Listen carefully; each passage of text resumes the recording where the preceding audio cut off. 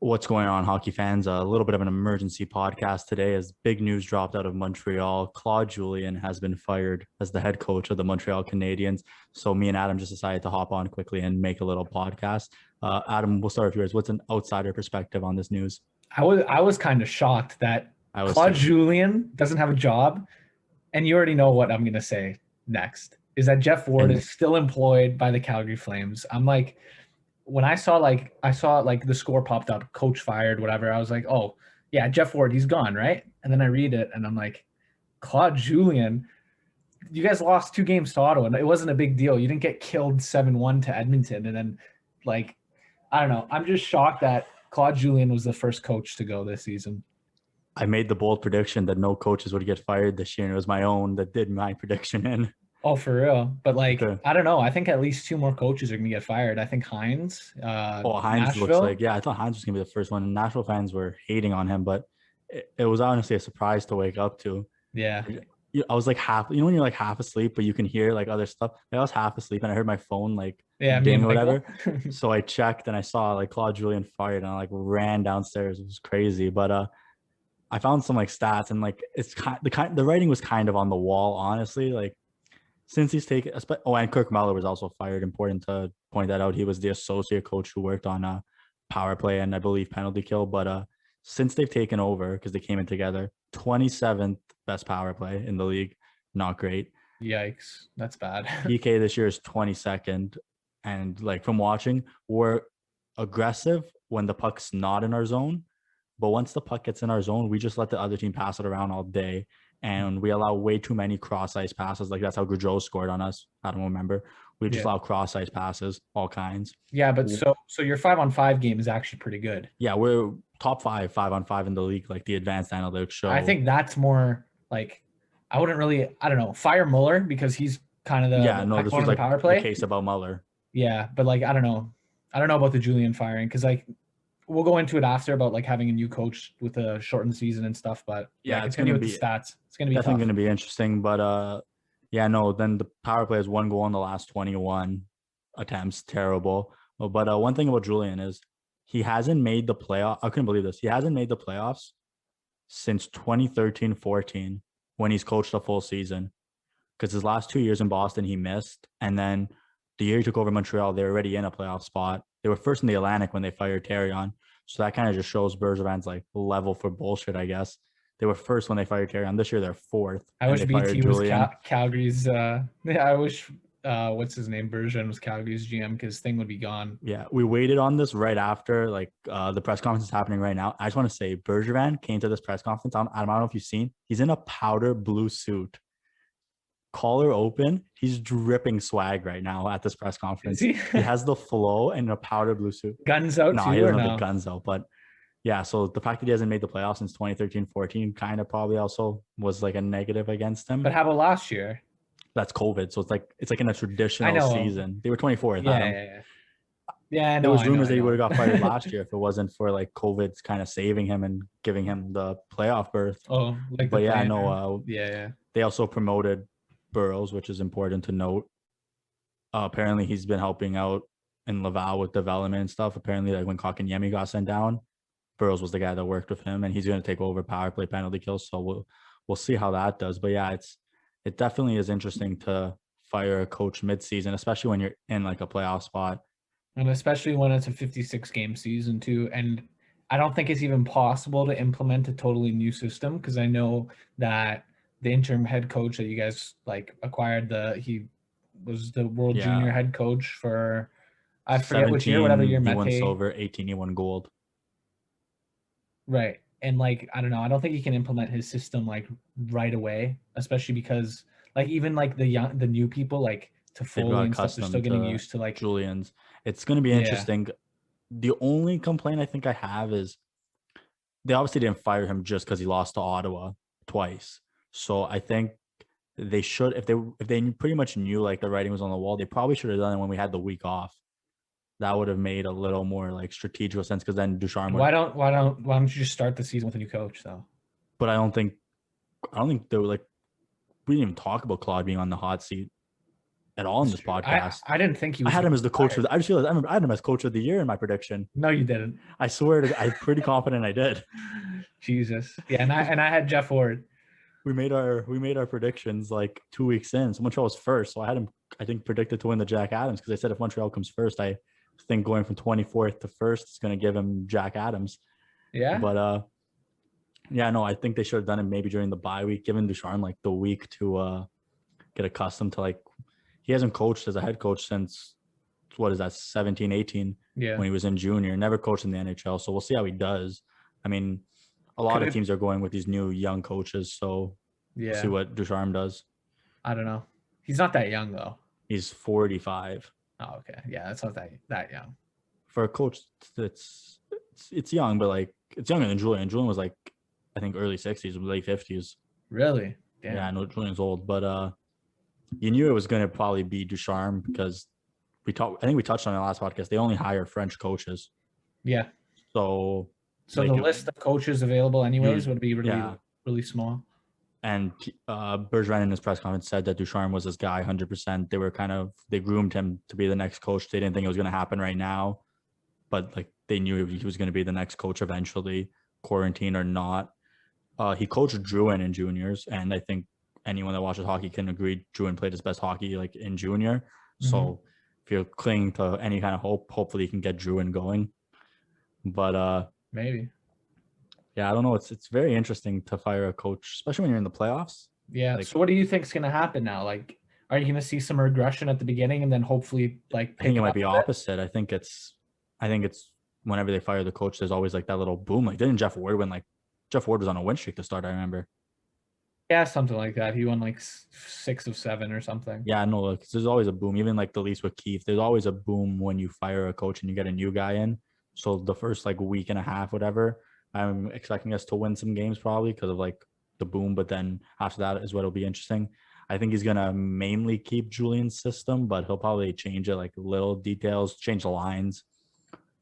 If he just takes Deneau off the first line, he's gonna play Mete more too. I think so because he had him in junior and I wonder what he does with the Petrie pairing. I don't know because that's what I was thinking. I was thinking like Julien, like even since time in Boston, he likes like the big team that's physical, like the D's all like north of 6 feet. Ducharme, if he's like this, Bergevin says he's a new generation coach, and we know those coaches are all about analytics and stuff. So he's not going to like Joel Edmondson. No, definitely not. If he's an advanced stat nerd, he's gonna hate Edmondson.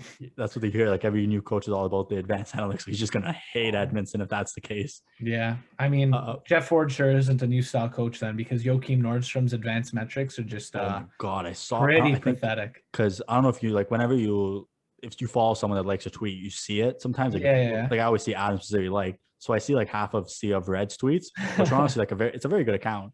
Yeah, but yeah, one time I think it was them that posted Joachim Nordstrom's advanced analytics, and oh my God, it's like Jack Johnson bad.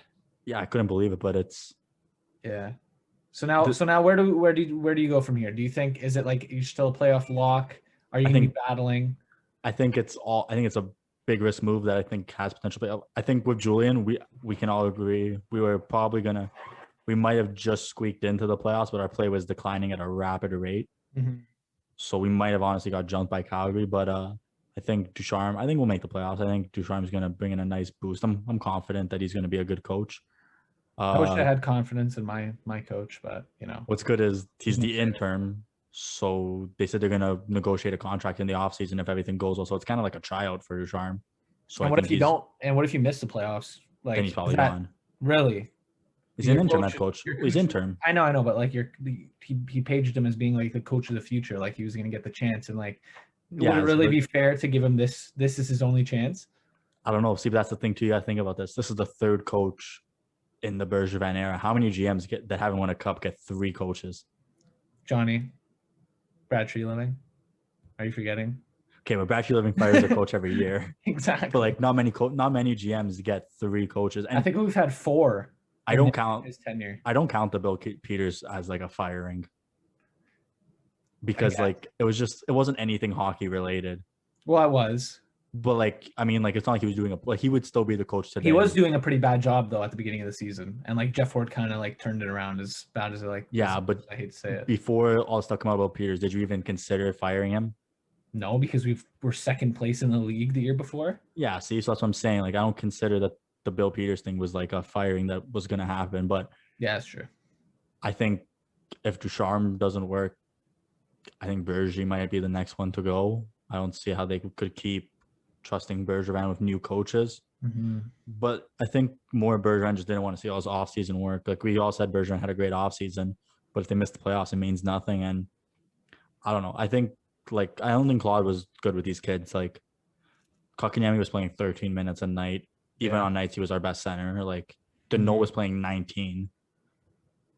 I think Deneau needs to get off the first line. I think Deneau needs a fresh start, dude. I think I think they should swap Deneau with another center, ideally with Term that can be the 3C going forward. Because probably like Sam Bennett would be good for you guys. Like, not even lying.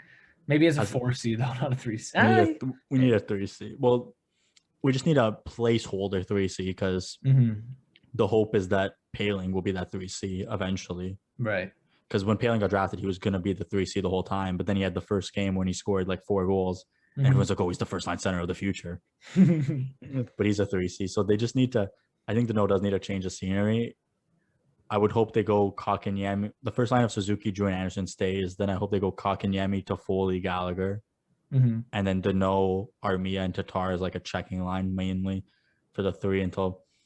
But yeah, no, I didn't think it was going to happen. I said on the podcast, I said in my post-game recap yesterday that I don't think anything's going to happen because it's such a short season. To fire a coach is especially like this like it's almost halfway through. What is it, like 30-something% through? Yeah, like it's.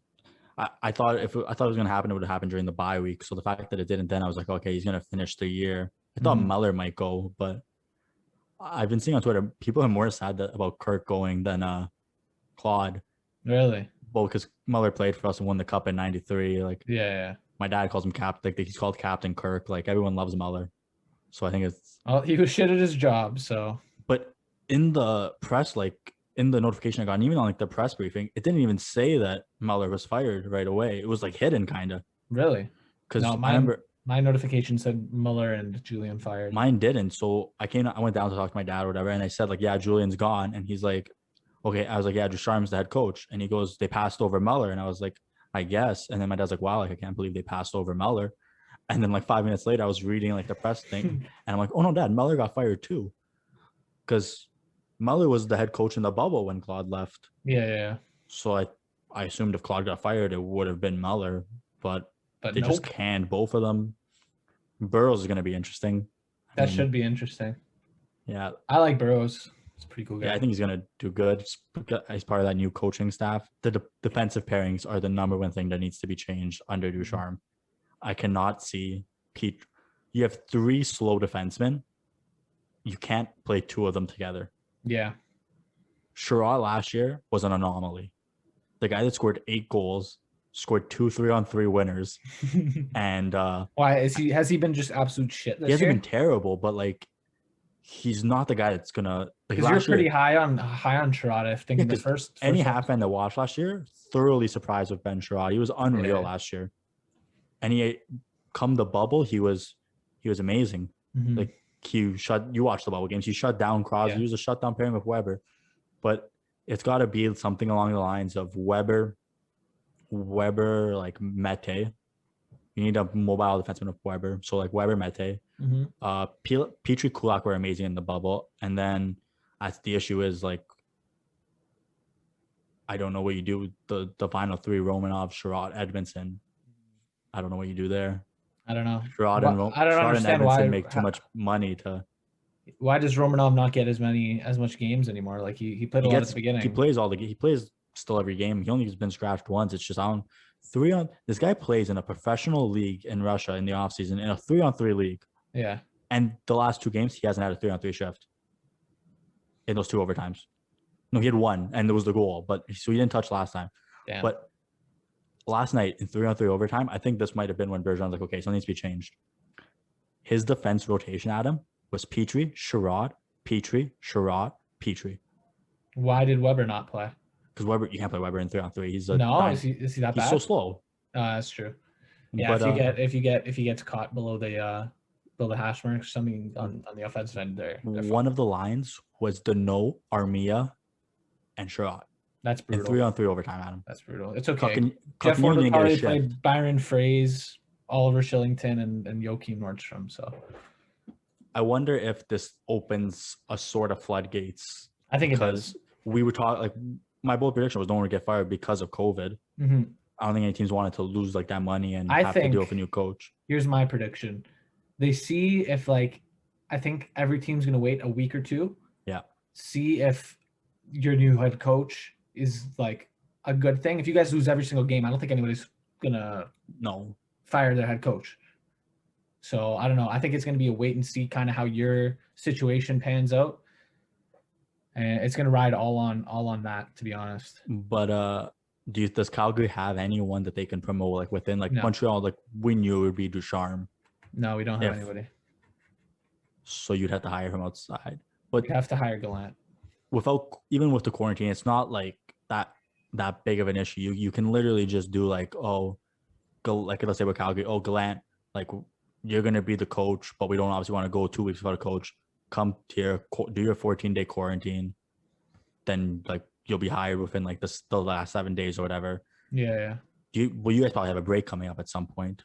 We had that 5-day break or 6-day break at the beginning of the season, though. That was the worst timing for a break. Yeah, I'd rather have like a mid-season break than that. Even ours was early. Another one. Even ours was early. Like that was our last break. We play every other day pretty much now till the end. Mm-hmm. But yeah, I think if anyone's gonna go next, it's Ward or Hines. Mm-hmm. As we I touched don't know on. if Calgary picks it up and if they win tonight, beat Ottawa 3 out of 4 games, I think Ward's job's safe for the season. To be honest, then after that it'd be too risky to fire head coach with 30 games left. Yeah, no, it's gonna happen. Like this was, I think, the last possible point that Montreal could do it. Yeah, we'll see what happens. 2 games against Winnipeg that are important. Yeah, those are huge because that's huge for us too. You guys better not go to overtime. So if we get new coach, Winnipeg's a good team. If we go 1-1 against Winnipeg, can't complain. Yeah. But it's gonna be interesting for sure. I think we can wrap it up. This was just a quick little. Yeah, I just wanted to touch on it because Michael was doing school, so he couldn't come on nerd. But we just wanted to touch on this quick. It was pretty big news. I'm sure Adam hopes we will do another one of these very soon with a different team. Yeah. Bye, Jeff. We'll see you on Sunday for our regularly scheduled podcast, and we'll get Michael's opinion on it then.